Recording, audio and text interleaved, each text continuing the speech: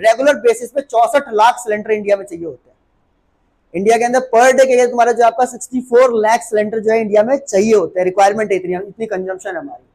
और जितना cylinder consumption हमारे यहाँ पे है उसका 60 से 64% जो है वो हम आपका जो है विदेशों से मंगवाते हैं। जो हमारा आता है वो किस वाले रूट से आता है, वो इसी रूट से आता है। मतलब 90% जो हमारा जो आपका जो गैस का सप्लाई होता है वो इसी रूट से होता है, समझ रहे हैं। हर दिन 64 लाख सिलेंडर आपको इंडिया में देने हैं।